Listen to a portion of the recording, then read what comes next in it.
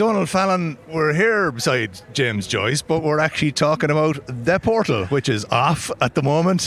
Dublin has shamed itself again, proportionately, with making international headlines as a result of the carry-on that was happening both here and on the New York side as well. What do you make of the controversy? A number of things. One, I mean, as you mentioned, we're standing beside James Joyce. I mean, Joyce wrote a great book about one day in Dublin in which seemingly everyone bumps into each other. The scale of this city, I think, is part of the story here. No one was going to travel the length and breadth of the 5 boroughs to interact with a webcam. But in a city the size of Dublin, people naturally gravitate towards a novelty like this.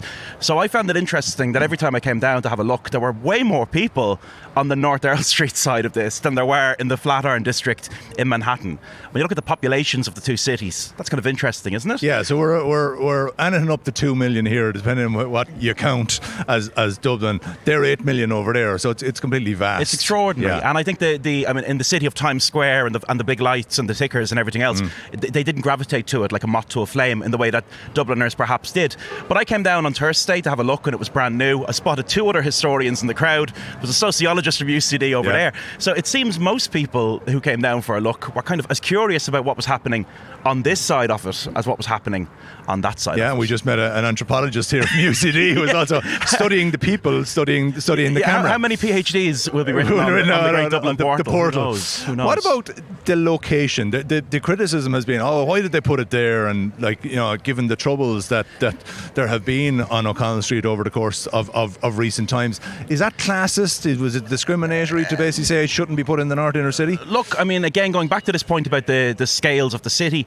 I don't think it would matter where you put it within the city centre. It would have been a relatively easy walking distance for anyone. So the novelty of it was so great that I think people would have come down to have a look at it if it were on St. Stephen's Green, if it were in Grafton Street or anywhere else. There was an argument that you should put it somewhere like, put it behind the gates of Dublin Zoo and New York Zoo.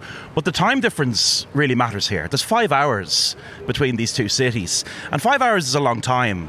When people are getting off work and they're walking home in Manhattan with the groceries in hand, you have people on this side of it at 11, 12 o'clock at night who are absolutely jarred. So would this experiment have gone differently if it was Dublin and Edinburgh, or if it was Dublin and Berlin, a city with a 1 hour time difference? 5 hours is a long time, a long, long time.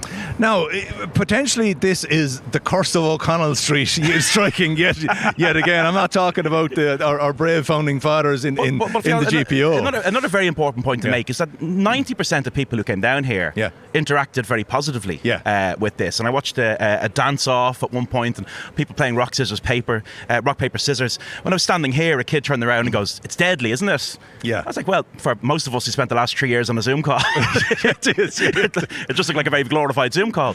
But most interactions were good. But it only takes one thing, and in the age of TikTok and the age of making a scandal and broadcasting a scandal, that was always going to be a factor in this. How do I shock people, and how do I demonstrate that shock to as many people as possible? And you can listen to the full episode of the Indo Daily with Donald Fallon wherever you get your podcasts.